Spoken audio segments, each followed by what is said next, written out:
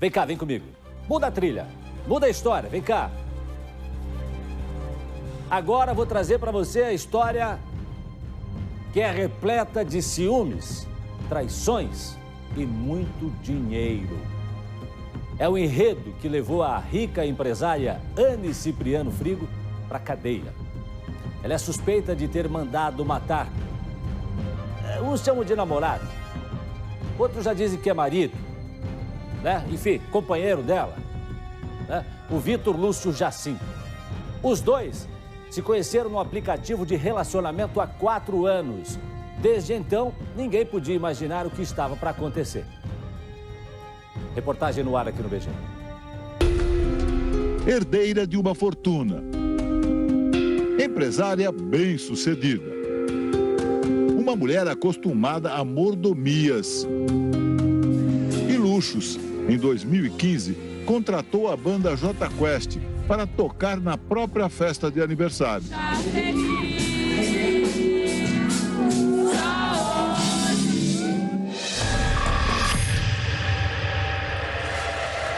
Vila Nova Conceição, um bairro nobre de São Paulo, endereço de muitos milionários.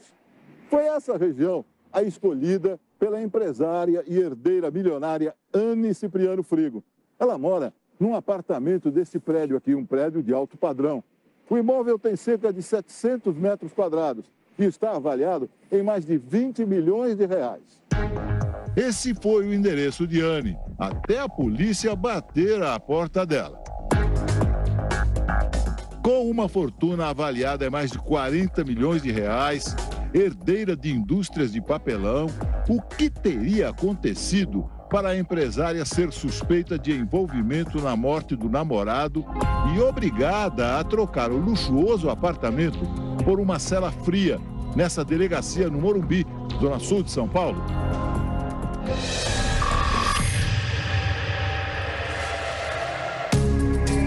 O enredo dessa história envolve crime, dinheiro e traição, que teria começado quando a milionária conheceu Vitor Lúcio Jacinto em um site de relacionamento.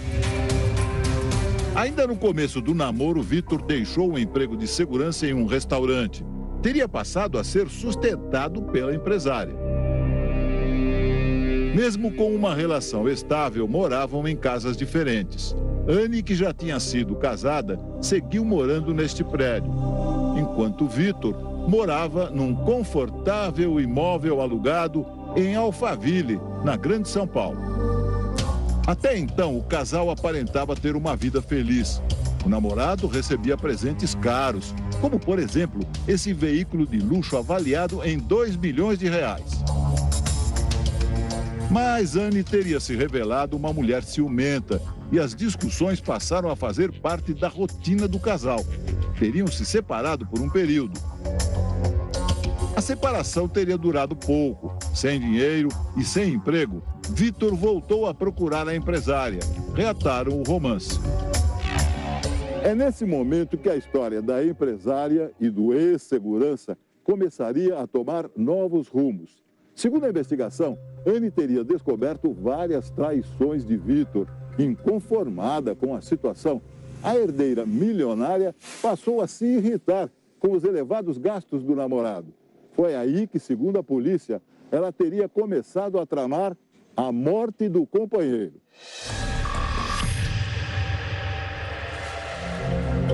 A primeira reação dela foi colocar à venda o carro de luxo do namorado. Ela pediu ajuda a Carlos. Segundo a polícia, Carlos Alex Ribeiro de Souza era uma espécie de faz-tudo da família de Anne. Anne começou a se queixar para Carlos das atitudes de Vitor. E numa destas conversas, ele teria prometido ajudar a empresária. A Anne, nessa oportunidade, ela desabafou para o Carlos que ela estava sendo maltratada, que o Vitor estava gastando muito dinheiro dela e descobriu que ele tinha amantes e frequentava até a casa de swings. A partir disso, ela começou a ficar muito triste e tal, chorou, onde o Carlos falou que ia resolver. Ele falou, o que você quer? Ela falou, resolva meu problema. A partir daí, segundo as investigações, Anne e Carlos começaram a se falar frequentemente por telefone e a trocar mensagens. Com um suposto plano em mente, Carlos convida Vitor para conhecer um terreno à venda. Nestas imagens de circuito de segurança, Carlos chega sozinho e sorridente, dirigindo um carro preto. Passa pela portaria do condomínio onde Vitor morava e estaciona o veículo em frente à residência. Ele desce e caminha com tranquilidade até a frente do carro. Já nesta outra imagem, Carlos aparece deixando o local acompanhado. Para a polícia, é Vitor quem está com eles. Do condomínio, Carlos e Vitor teriam seguido para essa rodovia, a Castelo Branco, em direção a São Paulo. Segundo a polícia, nesse trecho da estrada e com o carro ainda em movimento, Carlos teria sacado a arma e atirado em Vitor. O disparo acertou em cheio o coração do ex-segurança. Carlos, então, teria dado início à segunda parte do plano, sumir com o corpo. Ainda segundo a investigação, Carlos esperou escurecer e trouxe o corpo de Vitor para essa região de mata aqui, que fica junto à represa de Guarapiranga, na zona sul de São Paulo. Aqui, numa tentativa de dificultar a identificação do corpo, ele pôs fogo nos pés e na cabeça da vítima. O corpo foi encontrado pela polícia. O carro também foi localizado e dentro dele, os policiais encontraram a cápsula da bala que teria sido usada no assassinato. A tentativa de queimar o corpo não deu certo e a polícia conseguiu identificar as digitais de Vitor. Depois dessa identificação, nós começamos a procurar os familiares do Vitor e começou a abrir o leque, como eu falei, de possibilidades em termos de investigação. Sem saber que a polícia já tinha identificado o corpo, Carlos, segundo as investigações, teria começado a usar o celular se fazendo passar por Vitor. Vitor foi assassinado no dia 16 de junho. Anne teve conhecimento da morte do Vitor no mesmo dia, porque o autor, assim que ele desovou o corpo próximo à represa Guarapiranga, ele se dirigiu até o apartamento de Anne e contou para ela que havia matado o Vitor. Inclusive, ele pegou um celular, que era do Vitor, entregou para a Anne falou que não queria saber, mas ele pegou e falou, me passe então a senha. A Anne prontamente passou a senha, onde eles acordaram que eles passariam como se fosse a vítima. No mesmo dia do crime, 16 de junho, a empresária vai até o condomínio onde Vitor morava. A chegada dela é registrada pelas câmeras de segurança instaladas no local. Anne passa pela portaria e vai direto para a residência. Momentos depois, ela deixa o condomínio. Ao ser procurado pela polícia, um dos tios de Vitor contou ter ficado surpreso com uma mensagem, como conta a delegada. O Vitor sempre conversava com o tio pelo WhatsApp, mas verbalmente. Depois começaram as mensagens a serem escritas, redigidas. O tio ficou meio surpreso. Na mensagem recebida no dia 17 de junho, Carlos, passando-se por Vitor, escreve ao tio que teria reatado o relacionamento com a empresária. Vitor, na verdade, já estava morto. Anne, que já sabia da morte do namorado, chegou a receber uma mensagem de parabéns pelo aniversário, comemorado no dia 20 de junho, 4 dias depois da morte de Vitor.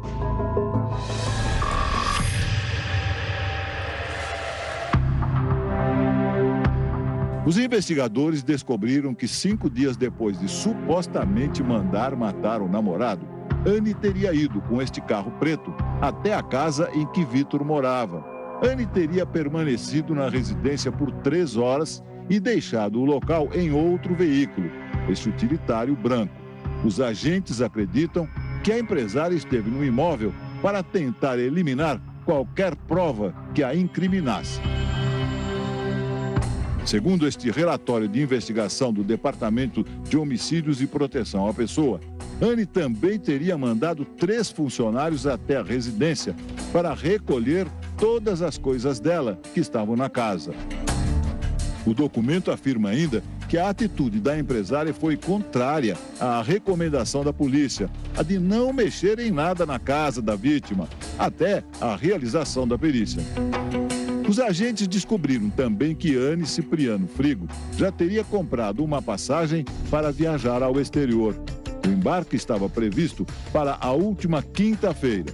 A polícia acredita que a empresária pretendia fugir do país.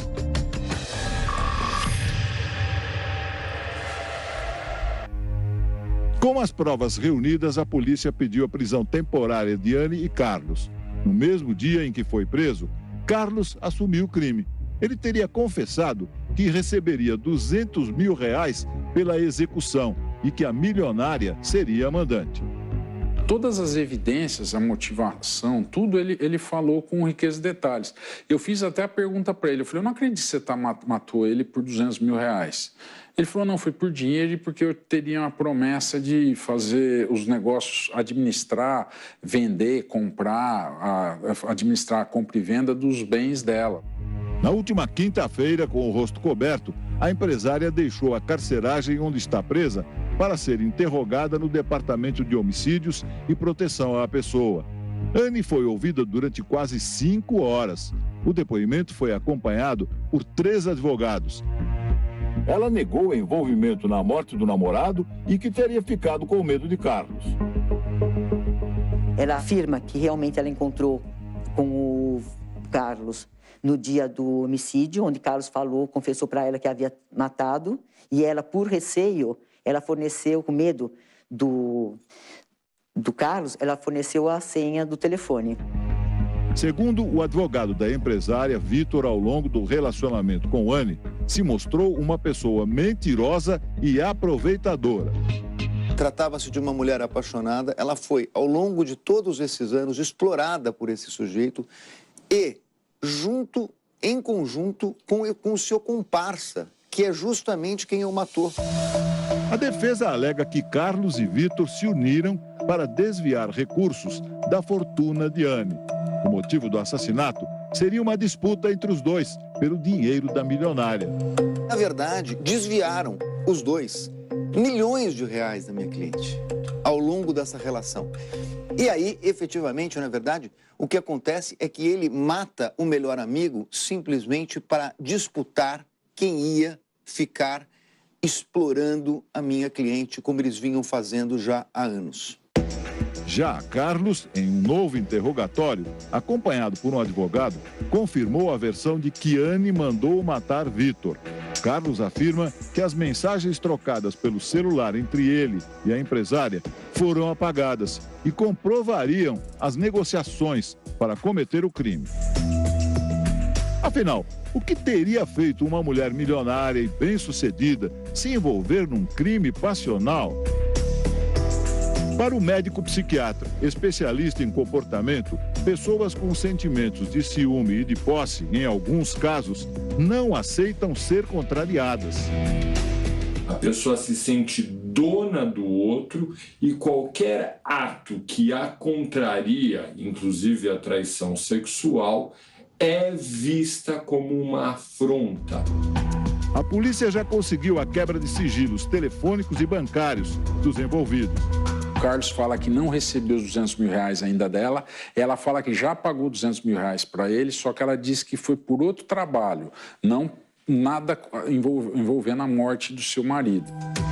A empresária Anne Cipriano Frigo foi indiciada por homicídio, enquanto Carlos por homicídio qualificado e ocultação de cadáver.